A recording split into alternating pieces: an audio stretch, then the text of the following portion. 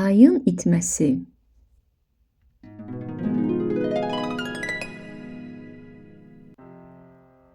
Son günlər sincab çox həyəcanlı idi. Maral bunu görüb soruşdu. Nə olub sincab qardaş? Niyə ora-bura vurnuxursan? Gecə üçün ərzaq tədarükü görmək lazımdır. Sən heç fikir verməmsən? Ay gündən günə kiçilir. Belə getsə, bir neçə gündən sonra ay yoxa çıxacaq. Meşə zil qaranlıq olacaq. Göz gözü görməyəcək. Gecələr necə yemək tapacağıq? Yox, heç fikir verməmişdim. Məncə sən uydurursan. Özün bilərsən, mən getdim yemək axtarmağa. Bunu deyib sincab getdi. 3 gündən sonra qaranlıq düşən vaxt onlar yenə görüşdülər. Sincab marala dedi. Bir aya bax, az qala yarısı qalıb. Gördün, mən deyən düz çıxır.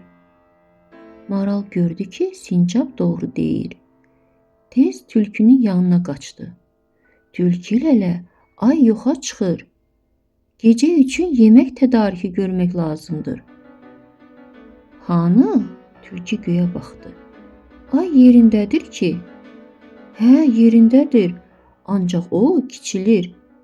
3 gün bundan qabaq böyük idi. Özüm görmüşdüm.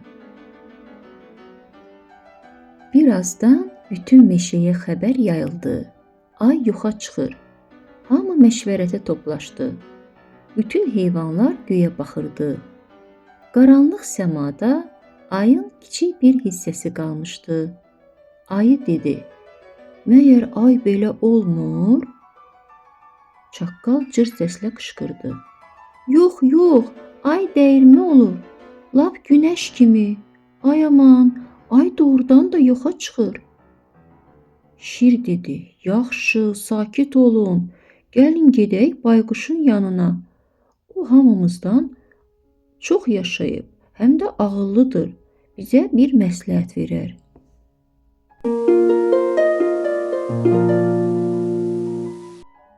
Heyvanlar bayquşun yanına gəldilər.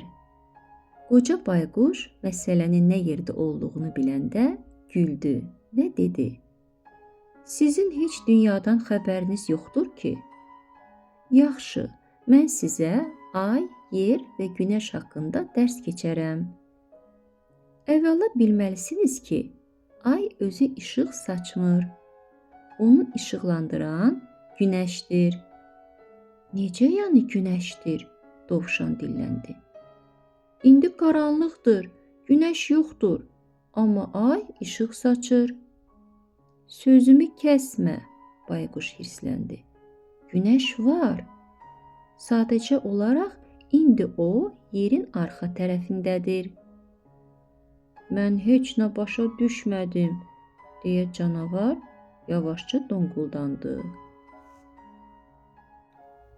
Hövsələdən çıxan bayquş ağacdan 3 alma dərib, onları budaqdan yanaşı asdı. Sol tərəfdəki almanı göstərib dedi. Baxın, bu günəşdir, ortadakı yerdir, sağ tərəfdəki də aydır. Biz indi yerin aya tərəf olan hissəsindəyik.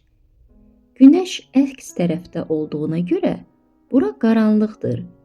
Ancaq günəşin şüaları ayın bir hissəsini işıqlandıra bilir. Qalan hissəsinə yerin kölgəsi düşür. Ona görə də bizə elə gəlir ki, ay kiçilib. Sabahdan ay yerini dəyişəcək və işıqlanan sahəsi böyüyəcək. 14 gündən sonra ay tamamilə işıqlanacaq və dairəvi formada görünəcək. İndi başa düşdünüz? Bəli, deyə heyvanlar bir ağızdan dilləndilər. Onlar bu dərsə görə bayquşa təşəkkür etdilər və hərə öz yuvasına getdi.